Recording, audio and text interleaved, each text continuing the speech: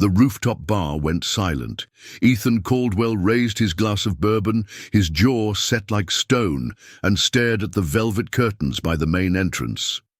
"The next woman who walks through that door," he said, voice low but firm, "I'm going to marry her." A laugh, a cough. Then the curtains parted, and in walked a woman in torn jeans, worn sneakers, and eyes that looked like they'd forgotten how to hope. 12 hours earlier, Ethan Caldwell stood in front of the mirror in his penthouse bathroom. Perfectly shaved, custom-tailored suit, tie like a noose. On paper, he had everything. Billions in assets, magazine covers, a face that never cracked. But that morning, he couldn't look himself in the eye. His father's death still echoed through boardrooms and headlines. A titan, a tyrant, the kind of man who built empires but destroyed softness. Ethan had inherited the empire and the silence. His ex-wife barely spoke to him. His daughter, Lena, barely looked at him. And he couldn't remember the last time anyone touched him without a contract involved. So when he made that absurd declaration at the rooftop event, part of him meant it. He was tired of waiting for life to feel real again. This is the story of what happened next, and how one woman shattered everything he thought was true. But at that moment, Ethan had no idea what was about to begin. Ethan Caldwell wasn't born rich. He was born determined. By the age of 30, he'd turned a $10,000 startup loan into a financial technology empire worth $6.4 billion. Caldwell Capital revolutionized personal investing. He revolutionized the art of pretending he wasn't falling apart. His schedule ran like code. Wake at 5, gym at 6 egg, boardroom by 7:30. Every meeting timed to the second. No chaos, no room for emotion, no loose threads. But lately, everything felt hollow. His father's death had thrown him into a storm he refused to acknowledge. He'd flown home in a private jet, buried the man with no eulogy, and gone straight back to work. He hadn't cried. Not once. Not when his daughter Lena, now 17, texted him, "Don't pretend you're fine, I'm not." Not when his ex-wife Meredith sent him a box of old photos he never opened. Ethan had built his entire identity on control, and now the control felt like a cage. That night, the rooftop party was supposed to be a celebration, 10 years since the IPO. Marcus, his best friend and longtime PR strategist, had begged him to make a light-hearted toast. "Something human," he said, "for once." Instead, Ethan had downed half his bourbon and stared out at the skyline. "You ever feel like you're watching your own life from outside a glass wall?" he asked Marcus. Marcus blinked. "Jesus, Ethan, that's the most emo thing you've ever said." Ethan smirked, then turned to the crowd. When he lifted his glass and made the declaration, "The next woman who walks in here, I'll marry her," people laughed. A few clapped, thinking it was a joke, but Ethan didn't laugh. Because for one brief, impossible moment, he meant it. And then the door opened, and Ray Whitaker stepped inside. She didn't look like she belonged. Baggy sweatshirt, second-hand jeans, hair pulled back like she hadn't had a choice. She froze under the spotlight of all those eyes. And Ethan, he didn't flinch. He just whispered to Marcus, "Don't say a word," because something in him, something buried and aching, leaned forward instead of back. And that's when everything quietly began to unravel. Ethan didn't know why he walked across the rooftop toward her. Maybe because everyone else was stepping back. Maybe because for the first time in years, he saw someone who looked more lost than he felt. The hostess blocked her path. "Ma'am, this is a private—" "She's with me," Ethan interrupted, voice calm but firm. "She's my guest." Gasps fluttered through the room. Marcus nearly choked on his drink. Ray blinked, stunned. She didn't know this man, didn't know this place. She'd just stepped in from the cold because she saw the lights and hoped for warmth. Not this, never this. "I don't belong here," she murmured. "Neither do I," Ethan said, offering his hand. "But here we are." She hesitated. Then, slowly, she took it. They sat in the far corner of the rooftop, under strings of soft lights. Ethan ordered her a glass of wine, though she only touched it. "Ray," she said when he asked her name. She didn't offer much else, only that she used to teach high school English, that she lost her mother, that her apartment vanished after that, along with her job, her health insurance, and eventually her voice in the world. Ethan didn't pry. He just listened. It was the most human he'd felt in years. He arranged for her to stay in a corporate suite the next night, left a note. No pressure, just rest. Ray stared at it for a long time, then stayed. Over the next few days, Ethan introduced her to comfort she hadn't known in years. Clean sheets, warm meals, silence without fear. He brought in a stylist, paid for her haircut, bought her clothes that actually fit, set up a counselor to talk with her, said it was optional, but clearly wanted her to go. Ray agreed to most of it, not out of vanity, out of uncertainty, out of gratitude, out of exhaustion. Somewhere deep down, Ethan thought he could save her, and maybe, in doing so, save himself. But saving turned into shaping, and shaping turned into control. 2 weeks later, he brought her to a charity gala for homeless youth. The irony burned. Everyone stared, everyone smiled too hard. Then a woman leaned in, pretending to whisper kindly, "I think I've seen her before. Wasn't she staying at the shelter on 8th? Ray froze. Her fingers clenched around her wine glass. Ethan didn't notice, or didn't want to. They smiled for photos. But inside, Ray was unraveling. That night, she said nothing in the car. He talked about strategy, about image, about how proud his team was of her progress. She turned her face to the window and quietly began to disappear again. Ray stopped speaking, not completely. She still said thank you, still nodded politely when the hotel staff greeted her, still smiled when Ethan asked how she was doing, but her words, the ones that mattered, they vanished. She started dressing exactly how the stylist told her to, showed up on time for etiquette sessions, sat through lunch meetings with Ethan's board advisors, smiling at all the right moments. But something behind her eyes had gone still, as if she were watching her life from a distance again, only this time it was cleaner, shinier, but just as silent. Ethan thought it was progress. "She's adjusting," he told Marcus over dinner. "She's stabilizing, finding herself." Marcus gave him a long look. "Or she's disappearing," he said, "and you're too close to see it." Ethan waved it off. He was doing everything right, providing, guiding, helping. Wasn't that love? The truth was he didn't really know how to love, not without trying to fix, not without control. And Ray, she felt it. Every morning she woke up in a suite too perfect, with clothes too curated, and a silence too heavy.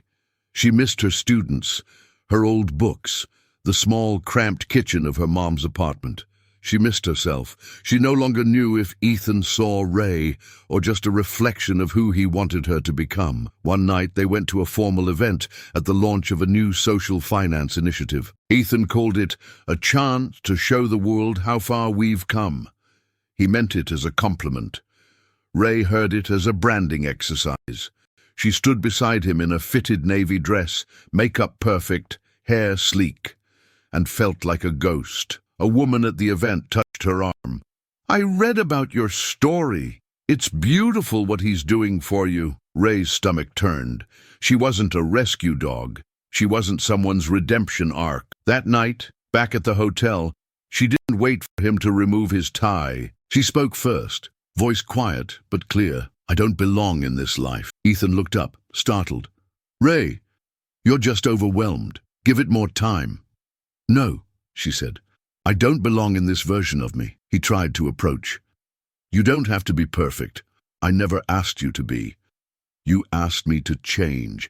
Maybe not with words, but with everything else. The clothes, the people, the way I walk, the way I speak. I was trying to help," he said, almost pleading. "You were hurting." "I was," she said. "But this isn't healing. This is erasure." Ethan fell silent. For once he didn't have an answer, because deep down he knew she was right. Ray walked to the bedroom, grabbed the canvas bag she never fully unpacked, and turned to him one last time. "I needed someone to see me, Ethan. Not fix me, just see me." She left quietly. No slammed doors, no shouting, just the soft sound of her steps fading into the hallway. The next morning she was gone. Her suite was neat, her new clothes folded carefully on the bed. No note, no explanation, just absence. Ethan sat on the edge of the bed, still wearing last night's shirt. All around him, marble floors, silk curtains, untouched breakfast trays. Everything money could buy, and none of it made a sound. His phone buzzed. It was Lena. One message. "You keep building empires, Dad, but you don't even know how to stay. Maybe that's why everyone leaves." It hit harder than he expected. For the first time in his adult life, Ethan Caldwell felt completely, irrevocably alone. Have you ever tried to fix someone thinking it was love, only to realize you were losing them in the process? Or maybe you've been on the other side, reshaping yourself to fit someone else's dream. Tell me your story in the comments. Sometimes your voice might be exactly what someone else needs to hear. Ethan didn't chase after her. Not because he didn't want to, but because, for the first time, he realized he didn't know how. He wandered through her empty suite for hours, touched the spine of the book she'd been reading, sat on the floor beside the window where she used to stare out at the city, like she was trying to remember who she was before all this. He opened the drawer on the nightstand. Inside, a napkin from their first dinner at the rooftop bar, folded carefully. Written in blue ink, "Thank you for seeing me." He stared at it. Not a goodbye, not angry, just honest. And that's when it hit him. He hadn't really seen her, not Ray. He'd seen potential. He'd seen a second chance to fix what he'd ruined with his daughter. He'd seen something broken he thought he could glue back together. But she wasn't broken. She was exhausted. She was grieving. She was herself. He'd tried to rewrite her instead of read her. That afternoon, Ethan cancelled all his meetings. He didn't go back to work, didn't call Marcus, didn't try to spin the narrative. He got in his car and drove, without knowing where he was going, until he pulled up outside the shelter Ray once mentioned during one of their earliest conversations. The place she stayed when it rained, and she had nowhere else. He stood outside the entrance for a long time, hands in his pockets, no plan, just the strange ache of wanting to do something real. Inside, a volunteer approached. "Looking for someone?" He shook his head slowly. "I think I'm looking for myself." She didn't laugh, just nodded. "A lot of people find pieces of themselves here." He stayed for an hour, then 2. He listened to stories, to pain, to laughter in places he didn't expect. Nobody recognized him. Nobody cared who he was. And for the first time in years, that felt good. He didn't know what he was doing, but for once he didn't need to be right. He just needed to be. Ethan came back to the shelter the next morning. This time, he didn't just listen. He asked how he could help. They put him in the supply room, folding donated blankets, sorting canned goods, patching leaks in the ceiling with an old volunteer named Victor, who used to run his own construction company before a heart attack sent everything spiraling. Ethan didn't tell anyone his name, didn't bring security, didn't wear a suit, just a hoodie and jeans. No one cared who he used to be. And that, strangely, felt like grace. He returned every day that week, sometimes morning, sometimes evening. Sometimes he sat on the back steps and smoked a cigarette with the residents who trusted him enough to share their stories. A former nurse fighting to regain her license, a teenage girl kicked out for being queer, a war vet with a stutter and the kindest eyes Ethan had ever seen. Each one carried more strength than most CEOs he knew. He started writing down what he heard, not to publish, just to remember. Ray didn't come back, but Ethan began to understand something she once said. It's not about being saved, it's about being seen. For the first time in his life, Ethan was looking at people without a solution in hand. He wasn't building anything, he wasn't fixing anyone. He was learning to sit with pain, including his own. One night he stayed late helping serve dinner. A teenage boy dropped his tray and cursed. Ethan bent down, helped him pick it up without a word and gave him a clean one. The boy stared at him. "You don't talk much, do you?" Ethan shrugged. "Working on listening more?" The boy smiled just a little. Small things, but real. The more Ethan gave of himself, the more uncertain he felt. Some nights he sat in his penthouse, still untouched. A place designed for status, not for life. He started cooking for himself again, terrible at it. But he liked the quiet. He left his phone on silent more often, unsubscribed from every business newsletter, deleted the press app that used to feed him adrenaline. But even with all that, the doubt crept in. Was he actually changing, or just building another version of himself to feel better? He thought about Ray constantly, not as a symbol, as a person. Her laugh, soft and sudden, the way she curled her fingers when nervous, the fire in her eyes when she told the truth, even when it hurt. He never expected to hear from her again. Until one evening, after a long day at the shelter, as he was locking up, his phone vibrated in his pocket. Unknown number, no voicemail, no message, just one name across the screen. Ray Whitaker is calling. He froze, then answered. "Hey," she said. Her voice was calm. "I heard what you've been doing." He swallowed hard. "How?" "I still have ears in places you'd never expect." A small pause. "I was wondering," she continued, "if you'd like to meet." Ethan closed his eyes and felt, for the first time in weeks, the beginning of something warm. They met at a small public garden just after sunset.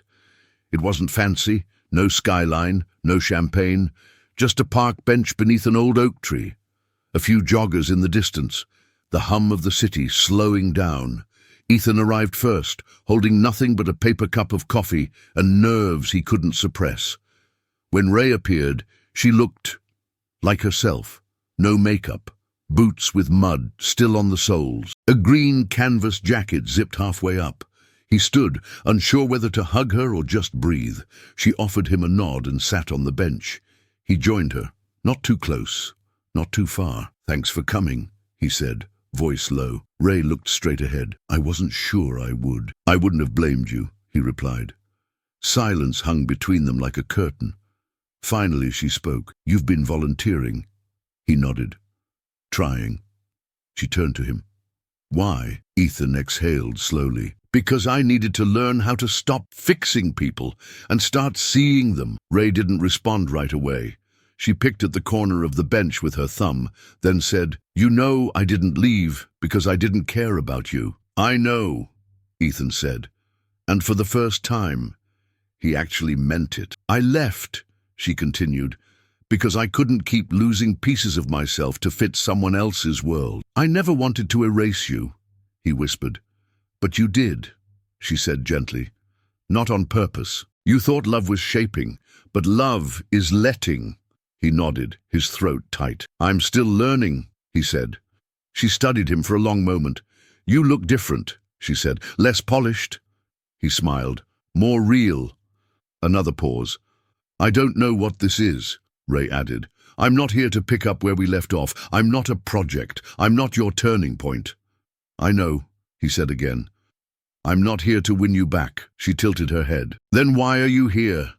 He looked at her, truly looked. Not the clothes, not the surface, just Ray, with her stubborn hope, her grief-worn eyes, her quiet fire. "Because I missed you," he said softly. "Not the version I created. Just you." A breeze rustled the leaves above them. The air was cool, still. Ray stood, stretched slowly, and turned to him. "I'm not promising anything," she said. "But if you'd like to walk for a bit, I'd be okay with that." Ethan stood too. Not triumphant, just thankful. He didn't reach for her hand. She didn't offer it. They walked side by side under the streetlights. No labels, no plans, just two people, moving forward, one honest step at a time. Weeks passed, then months. Ethan didn't go back to his old life. He didn't chase headlines, didn't announce a rebrand. He just kept showing up, at the shelter, at community centers, at schools needing tech funding and quiet support. He'd made peace with something his father never could, that legacy isn't measured by wealth or power, it's measured by presence. He and Ray met often. Sometimes they walked in silence, sometimes they sat in cafes arguing over poetry. Sometimes they didn't talk for days, and that was okay too. They never defined what they were, but they showed up consistently, gently, honestly.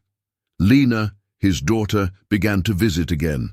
At first, awkward and cautious, but then, slowly, something thawed. One afternoon, she handed Ethan a photo. It was him, Ray, and Lena, sitting on a park bench, laughing over street food. "You look different here," she said. He smiled, eyes soft. "I am."